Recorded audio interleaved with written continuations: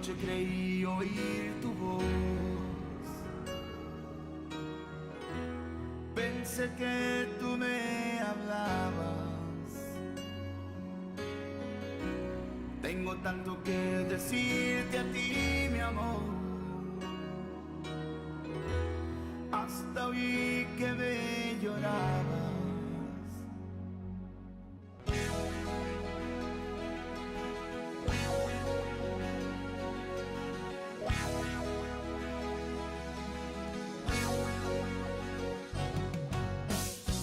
Anoche creí oír tu voz, pensé que tú me hablabas. Tengo tanto que decirte a ti, mi amor,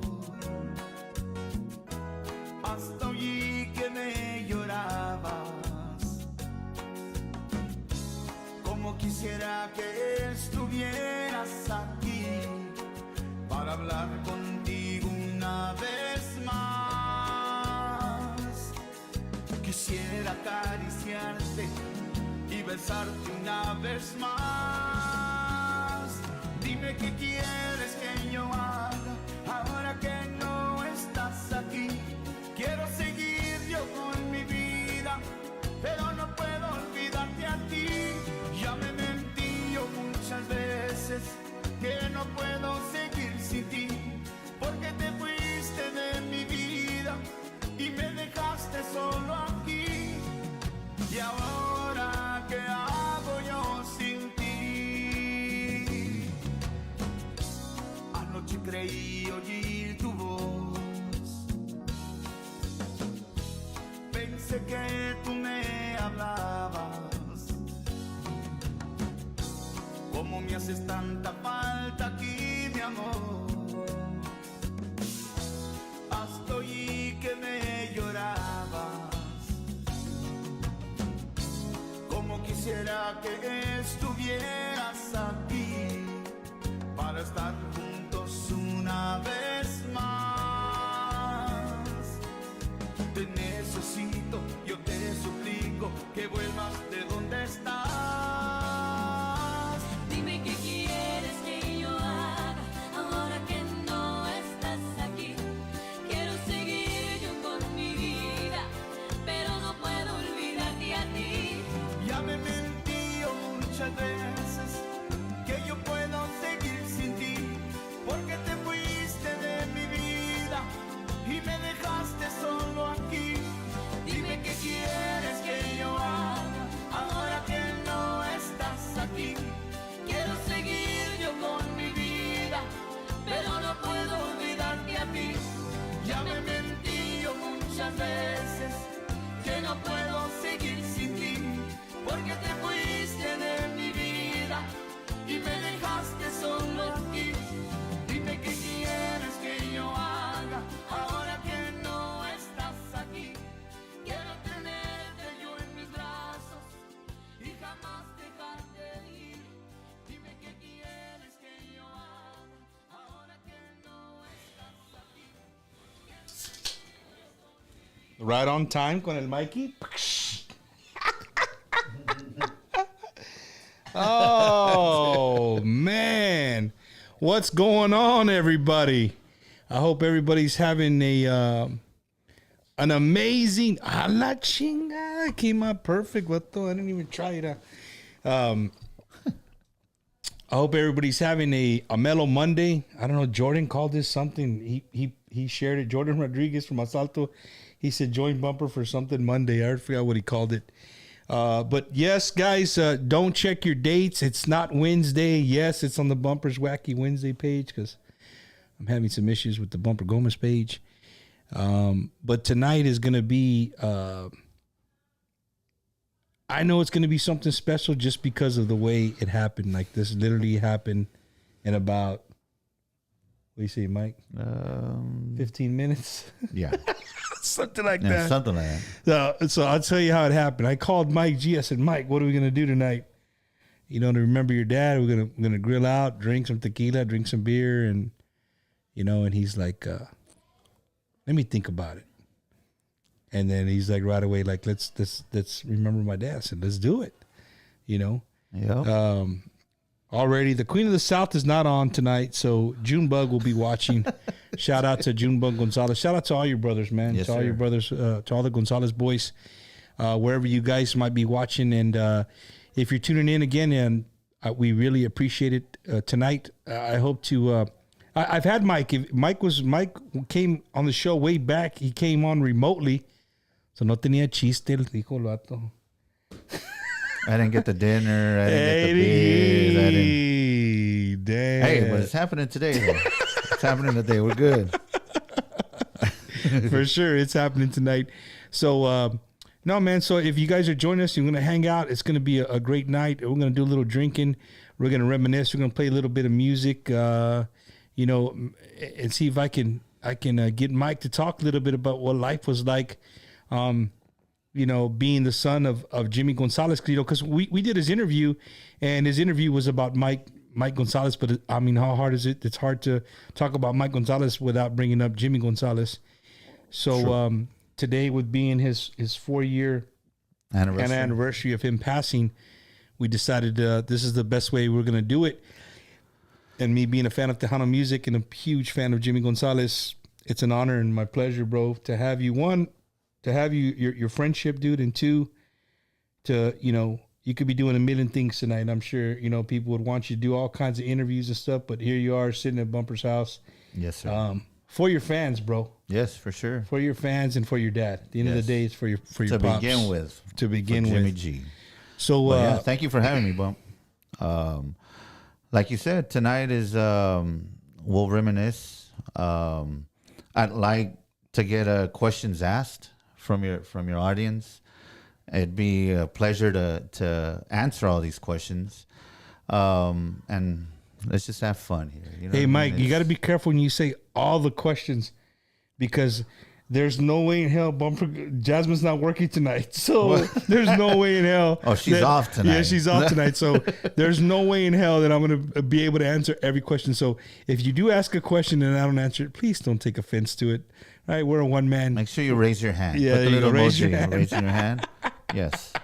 Go ahead. So, and then to everybody watching on YouTube, man, if you guys don't know, I have 2 YouTube channels. Bumper Gomez is one of them, and that's where you can find all the old Wacky Wednesday episodes you can type in Mike Gonzalez, Bumper Gomez, and you'll find it on YouTube. You can subscribe, like, and share to that channel. And then there's Keeping Up with Bumper, which is a new channel we just started that talks about stuff. You moved on up. Yeah, we're moving up, dog. We're slowly but surely. I almost got a leather cap going on and everything. Hey, shout out to Rick Valderrama, baby. I had to wear the cap says Tejano ain't dead, baby, because we're remembering Jimmy Gonzalez. Representing. And for sure, Tejano's not dead. So, Mike, yes, your pops, bro. Me and you, we do a lot of drive-in. We hang out, and sometimes to be real and be and honest in front of the people watching, like sometimes I don't like to go there with your dad. Like, you know what I mean? Like, to me, if I feel like, man, probably 100 people ask him all these things about his dad. You know what I mean? Have you ever noticed? I kind of never really every now and then when you talk about something or say something, I'll be like, hey, Mike, what did he do about this or that? And you'll be like, okay, well, this is what happened, and this is how he took care of it or whatever. But for me to just come up and say, Mike, did your pops do this? Did he do that? I can't, bro. Like, that's just, you know what I mean? And it's cool. Like, you can do it. No, anybody can do it. Porque, but like if we perform, we get off stage, and fans will come up, friends, let's call them. Yeah. And they'll grab their phone and check this out, Mike. And they start scrolling through their pictures and look at that. And it's a picture with them and my dad and autographed ball caps or posters and then they start telling me their stories and, man, your dad this, and he was so humble. And I love to hear those stories. You know what I mean? Yeah, for sure. I wish I could sit there and let's just talk. You know what I mean? I'll share my stories with you and you share yours.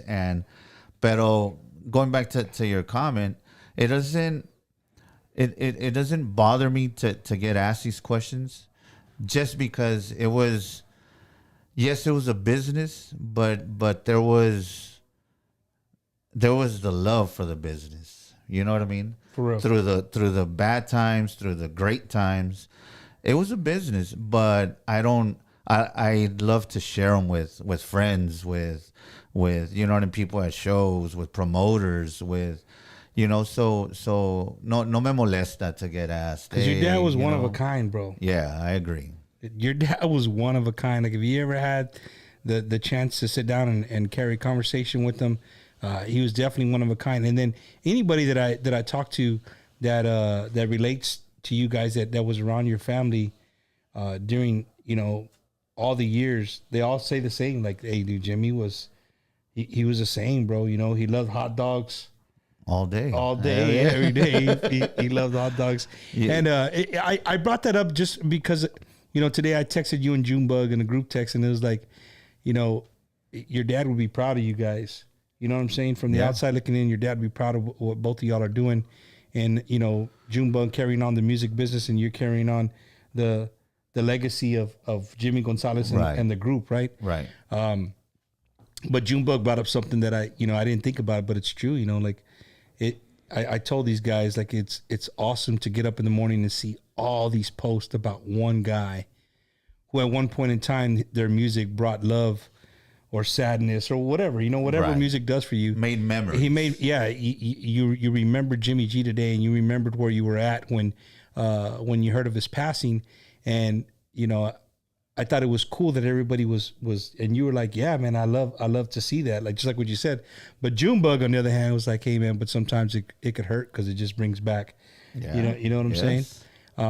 And I see it both ways, for sure, man, for sure. So It's hard, bump. You know what I mean? When for 20 years you travel with your family, you go back home and you still hang out with your family during the week, and then here comes the weekend and let's go on the road again with your family. You know what I mean? Like that. so it's a totally family affair. Yes, man. So for 20 years we did it.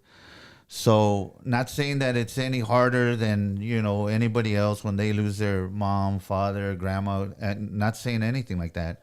But when in my instance, that man was 24/7 for me.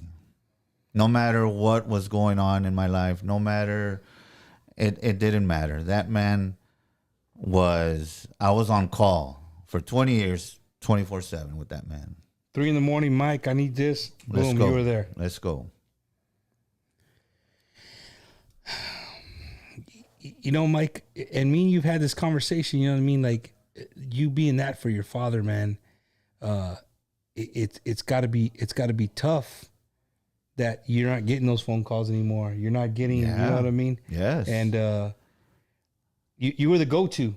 You were the go-to. I mean, just talking to you and learning more about you, you were really the go-to guy when your dad needed something done. And I find that's you. Like, having to get to know you over these last 2 years, like, that's you, bro. That's who you are. Like, that's your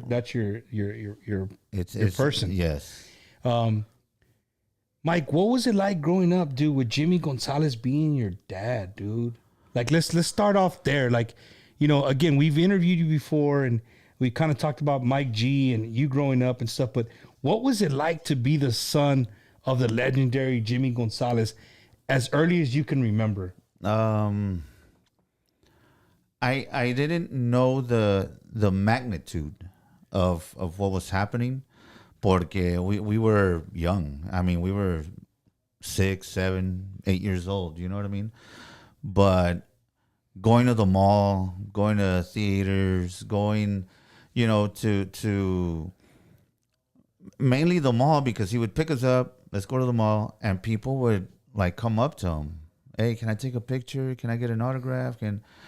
And little by little, it started to like, whoa, like, what's happening here? You know what I mean? Why these guys keep bothering my dad? All I know is that he plays for a band, and well, that's that, But sure. Getting older, plus he started taking us to shows, to the Villarreal in McAllen, the convention center in Brownsville, and Bumper, seeing the crowds that Grupo Más was pulling in, and then I was like, okay, this is a whole other level.